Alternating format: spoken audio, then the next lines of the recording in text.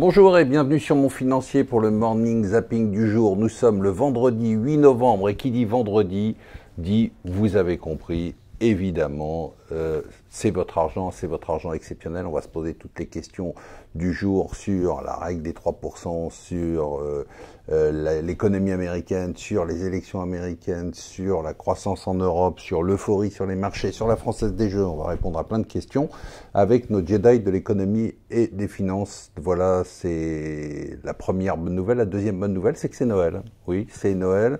C'est-à-dire que ça y est, on le sent, hein, c'est l'ambiance. Bon, ça avait commencé avec la crise des Gilets jaunes, mais c'est en train de s'amplifier. Alors, il y a deux phénomènes. Il y a d'un côté, bon, hier on l'a vu, et ça va être le nouveau discours de la reine Christine de la Banque Centrale Européenne, qui consiste à dire, écoutez, la Banque Centrale Européenne a fait ce qu'elle a pu, elle a mis des taux négatifs, elle a distribué de l'argent, maintenant c'est aux États de faire des efforts avec une relance notamment par l'utilisation des excédents budgétaires. Alors c'est là qu'est toute la subtilité d'Emmanuel Macron et de la France, c'est-à-dire que ce message s'adresse aux 12 pays, il y a 12 pays qui sont en situation ou proches de situation de surplus budgétaire.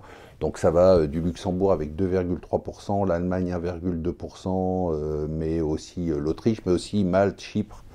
Mais en fait, ceux qui entendent le message ne sont pas les bons élèves, sont les mauvais élèves, à commencer par la France. Nous, on est à 3,1% du déficit et pourtant, nous, on entend ce message de la relance budgétaire. On va même plus loin, hein, c'est-à-dire qu'Emmanuel Macron dit hier, finalement, oubliez ces 3%, c'est vraiment totalement débile, bien sûr, puisqu'on ne les respecte pas.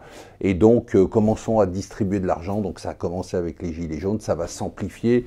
L'idée, c'est de relancer l'économie, certes, mais surtout en France, de relancer sa popularité et de voir déjà les élections de 2022. C'est un peu comme la réforme des retraites. On verra bien.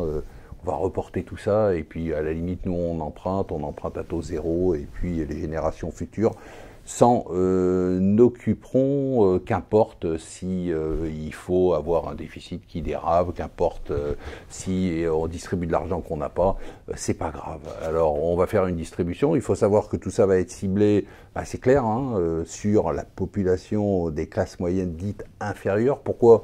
Parce que les riches et très riches, eux, ils ont déjà eu Noël depuis les élections, hein, avec la suppression de l'ISF et la flat tax.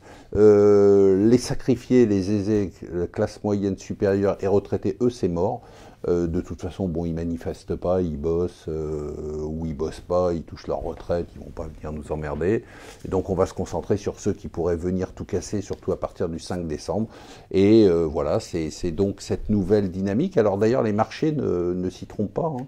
Il s'est passé un truc important hier, je l'avais déjà cité, mais hier c'était encore plus important puisqu'on a clôturé au-dessus le taux de référence à 10 ans sur l'emprunt d'État français, est passé positif alors qu'on a été négatif pendant très longtemps. Même le taux allemand qui était à moins 0,70%, voire plus bas, est remonté à moins 0,25%.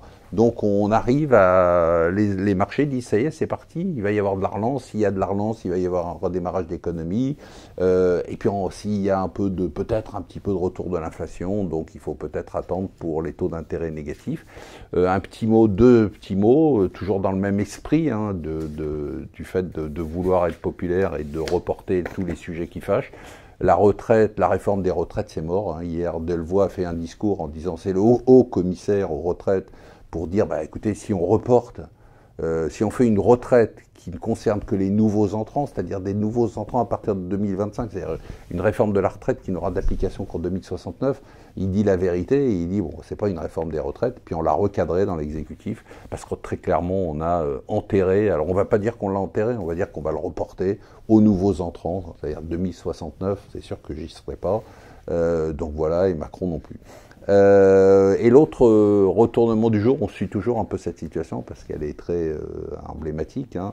C'est Casino hier qui a réussi à lever 1,8 milliard, ils voulaient lever 1,5 milliard, ils ont refinancé totalement leur dette, ça veut dire qu'ils ont réussi malgré la procédure de sauvegarde, ou grâce à la procédure de sauvegarde, à retourner complètement la situation et probablement une sortie par le haut dans les mois qui viennent.